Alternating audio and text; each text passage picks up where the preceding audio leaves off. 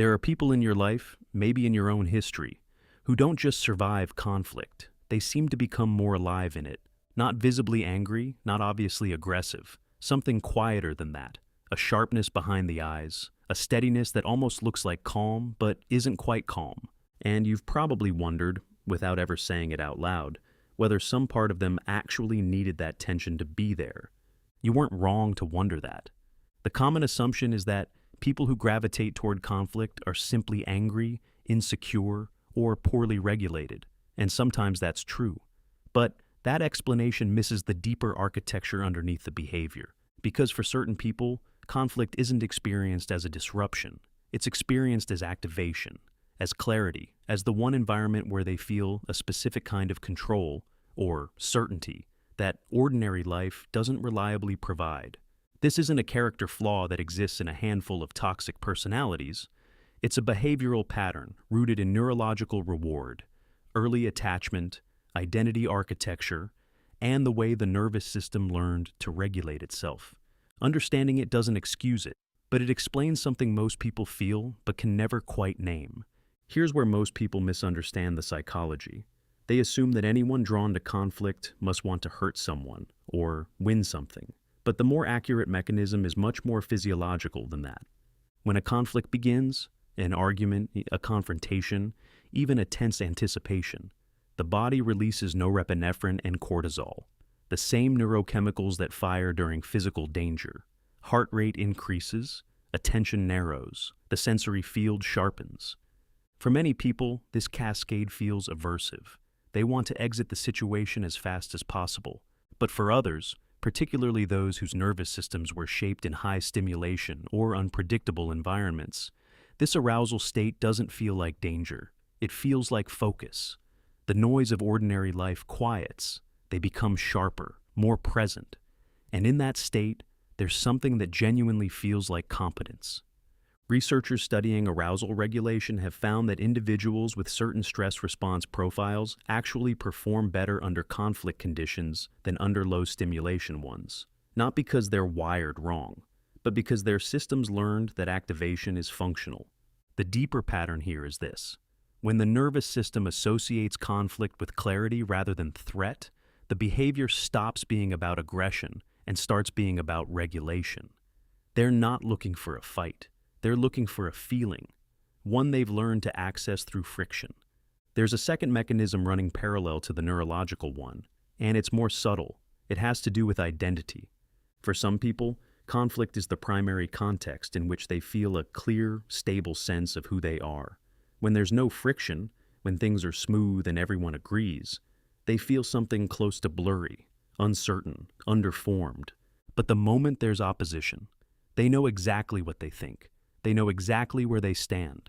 The conflict acts as a mirror, reflecting back a coherent self that low-stakes environments never quite produce.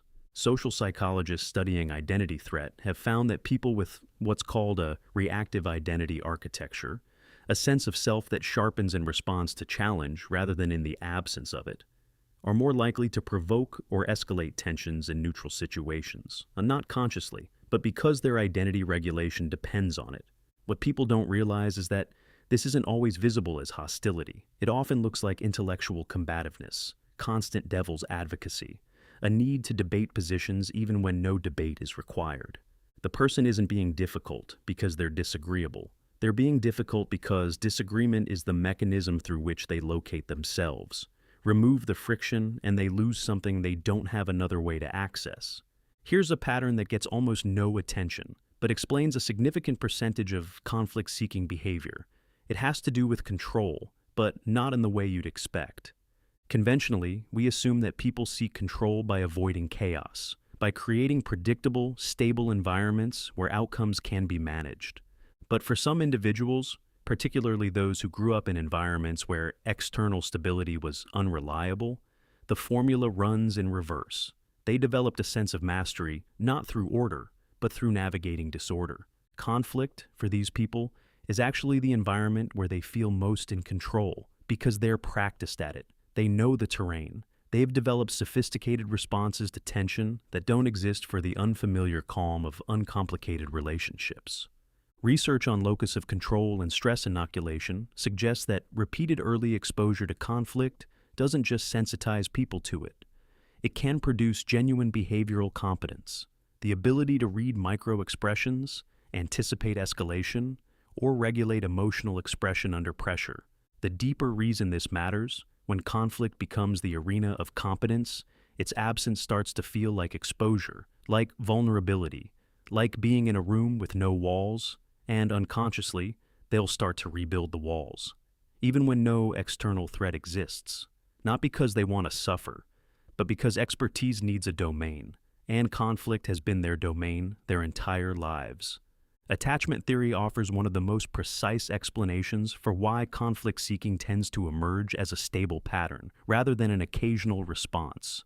When early caregiving environments were characterized by inconsistency, love that appeared unpredictably, attention that arrived after distress rather than during calm, children develop what researchers call anxious or disorganized attachment styles. And within that system, conflict and emotional intensity become associated with connection, with being seen, or with the relationship actually being real.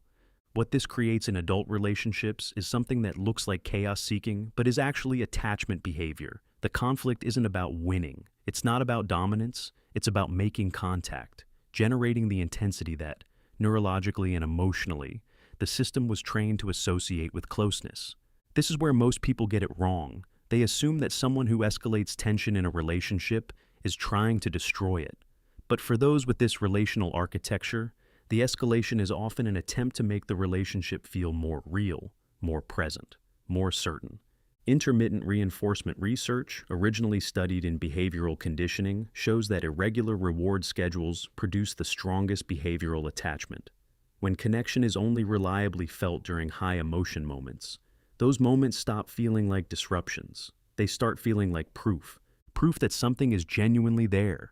What makes this pattern genuinely hard to see, even in ourselves, is that most conflict seeking doesn't look like conflict seeking. It doesn't announce itself. It looks like someone who always has to play devil's advocate, who frames every observation as a challenge, who seems slightly uncomfortable when things go smoothly for too long, who introduces friction right at the moment things stabilize. These are what behavioral researchers call low-intensity conflict behaviors, forms of over-signaling, behavioral compensation, and social pressure that discharge tension without triggering the explicit label of being aggressive or difficult. The person who subtly undermines consensus just as it's forming, the one who reframes a resolved situation as still unresolved, the one whose compliments carry an edge that isn't quite explicable. None of these register as conflict overtly, but they serve the same regulatory function. And critically, because the behavior is diffuse rather than explicit, the people around them often carry the dissonance without being able to articulate its source. They just feel vaguely tense, slightly off balance, like they've been in a conversation that required more from them than it should have. That residual dissonance, that subtle drain, is the fingerprint of someone who needs friction to feel regulated. The conflict was never announced, but it was absolutely there. Most people who watch something like this don't do it out of casual curiosity. They're watching because they've felt this pattern, either in someone close to them or somewhere in their own behavior that they're still making sense of. And the fact that you can recognize it, name it, trace it back to its neurological and relational roots, that's not a small thing. Most people never get that far. The patterns that feel most invisible are usually the ones with the most traction in our lives, which means that seeing them clearly is already the beginning of something different. If this opens something for you, the next video will take it further.